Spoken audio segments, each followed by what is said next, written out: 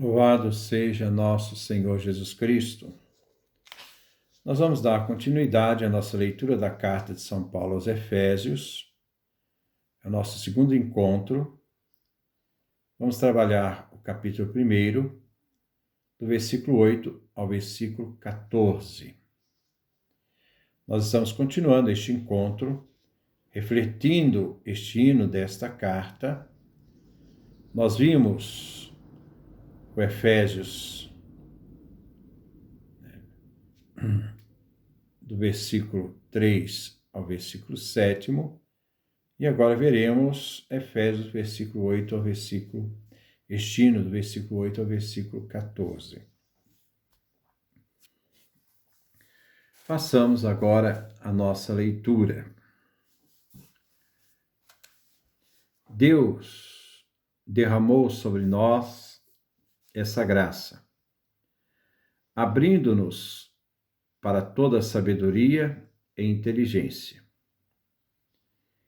E nos fez conhecer o mistério da sua vontade e livre decisão que havia tomado outrora, de levar a história à sua plenitude, reunindo o universo inteiro, tanto as coisas celestes como as coisas terrestres, sob uma só cabeça, Cristo. Em Cristo, recebemos nossa parte na herança, conforme o projeto daquele que tudo conduz.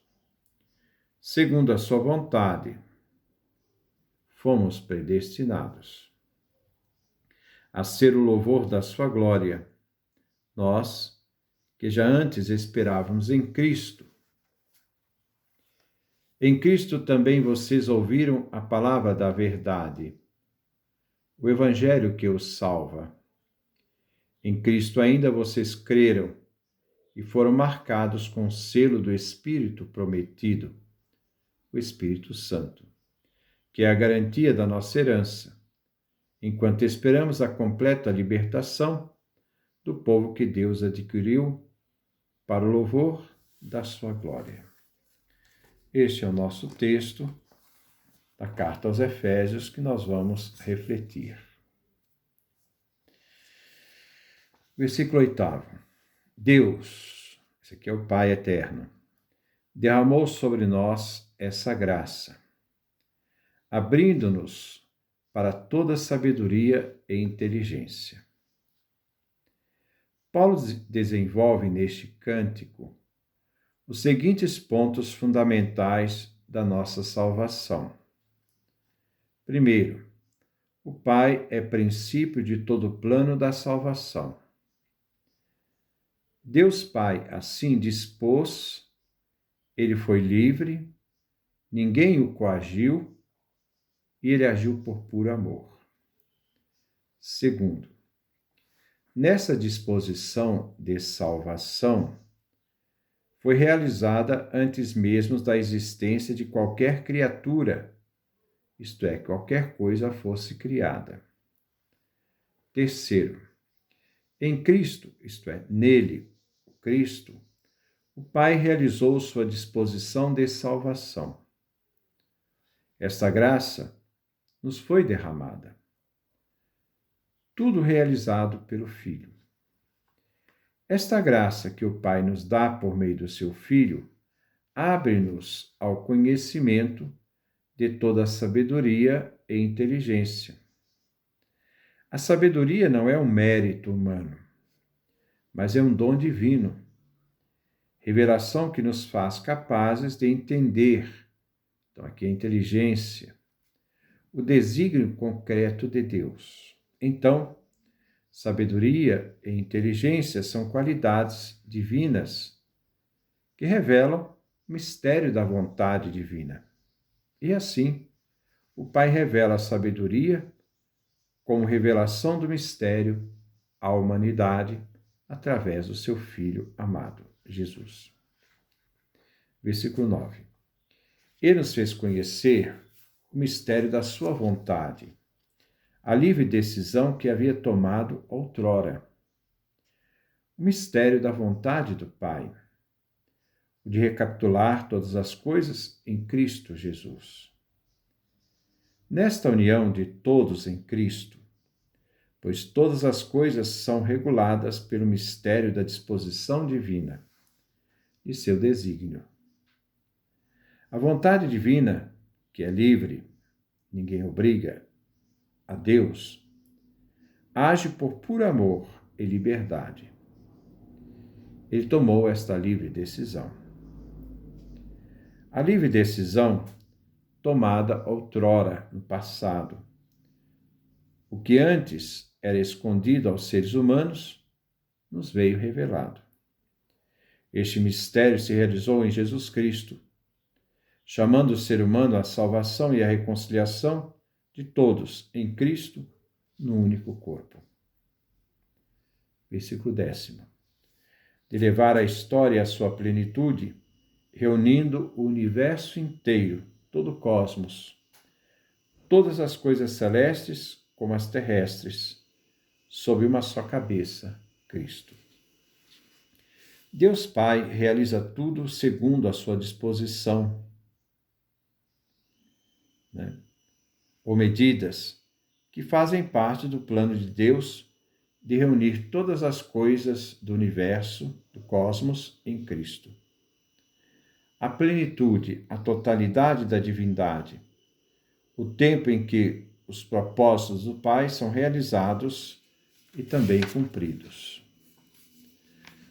As coisas celestes e terrestres, numa só cabeça, Cristo.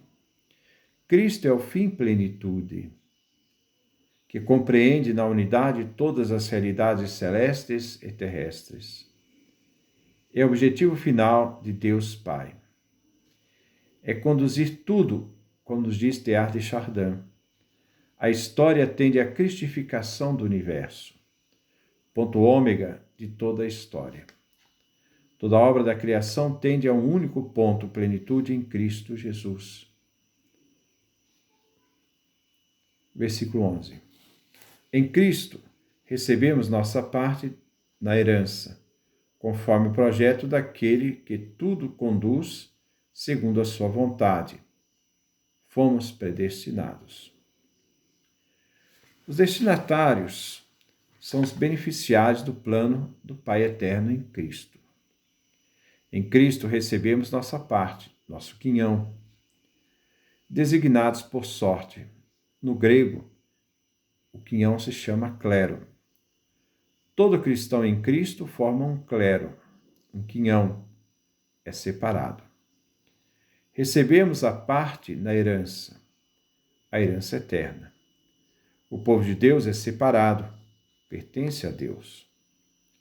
Se a parte da herança no Antigo Testamento, Israel recebeu a terra prometida por Deus, no Novo Testamento, em Cristo, recebemos a parte da nossa herança, a eternidade, o reino dos céus.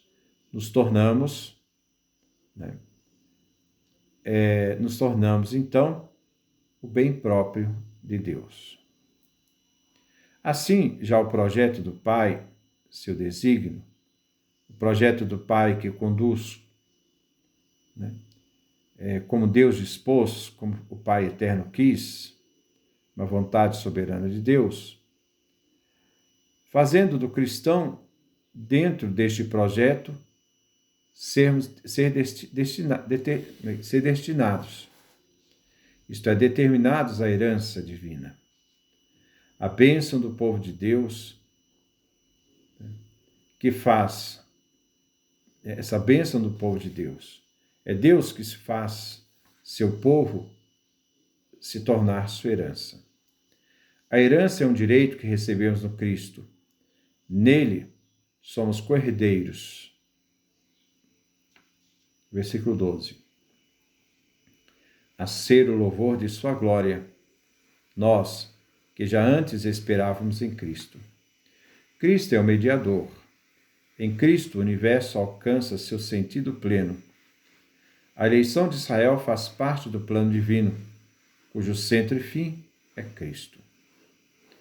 Em Cristo é que se encontra a razão da existência. Israel tinha essa expectativa em Cristo, mesmo antes de Cristo entrar no mundo. Isto é, Cristo entra no mundo se encarnando no seio da Virgem Maria. Ao Pai somos destinados a esta herança, segundo a vontade dele mesmo. E assim, em Cristo, nos tornamos louvor da glória do Pai. Versículo 13. Em Cristo também vocês ouviram a palavra da verdade, o Evangelho que os salva. Em Cristo ainda vocês creram e foram marcados com o selo do Espírito prometido, o Espírito Santo. Aqui 3 verbos nos faz ser colocados no ministério do anúncio de Cristo.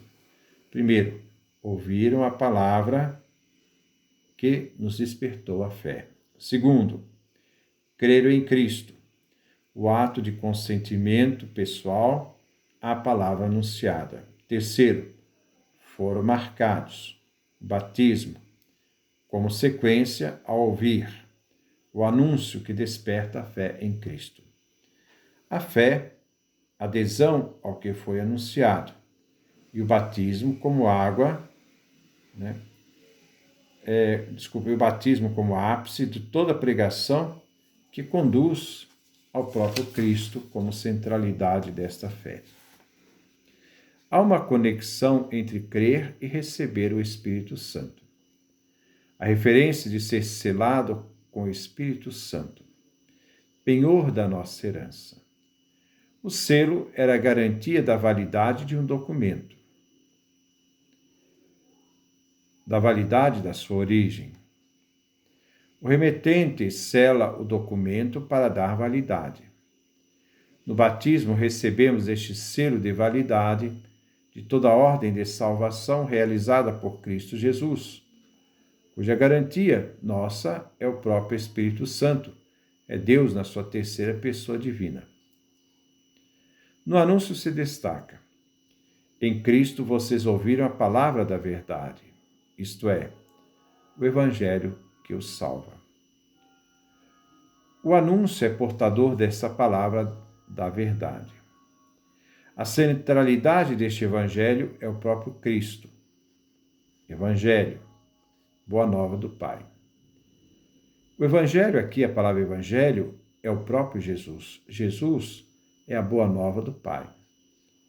É somente depois, no ano 150, em Justino, que vemos o testemunho referido ao livro, o livro dos Evangelhos. E somente com Santo Irineu de Lyon é que esses evangelhos recebem o nome dos seus autores: Mateus, Marcos, Lucas e João. Já havia esta referência anterior, mas não temos provas testemunhais. Mas Jesus é o Evangelho que nos salva. Ele é a palavra da salvação, a boa nova do Pai. Os livros dos Evangelhos não salvam, mas despertam a adesão do Salvador Jesus Cristo. É Deus que salva. Os livros despertam a fé e a adesão a Jesus Cristo. É uma adesão à pessoa de Jesus Cristo. Versículo 14. O Espírito Santo, que é a garantia da nossa herança, penhor da nossa herança, enquanto esperamos a completa libertação do povo que Deus adquiriu para o louvor da sua glória. Adquiriu. Pode ser expresso em comprar de volta. Uma realidade, o ser humano, que foi escravizado, que foi sequestrado, e a conquista por meio de Cristo Jesus, que dá uma liberdade. Essa liberdade é conquistada através da morte de Cristo por nós, na cruz. Para nossa salvação, Deus não só nos deu a garantia com o selo, mas também penhorou o Espírito Santo como garantia da nossa herança. E o sentido pleno está que a história aponta para a libertação final, quando Deus Pai tomará a plena posse de toda a sua obra de salvação realizada pelo Cristo e selada pelo Espírito Santo em nós. Assim, o penhor da nossa herança, o Espírito Santo, o penhor é uma garantia adiantada de que no fim será paga a soma inteira. Essa herança será Deus mesmo em sua glória. Assim, o penhor é já o próprio Deus, o Espírito Santo, na terceira pessoa divina, que é Deus, que é a nossa garantia de salvação. Então, que Deus nos dê a sua graça, a sua bênção, sua face resplandeça sobre nós.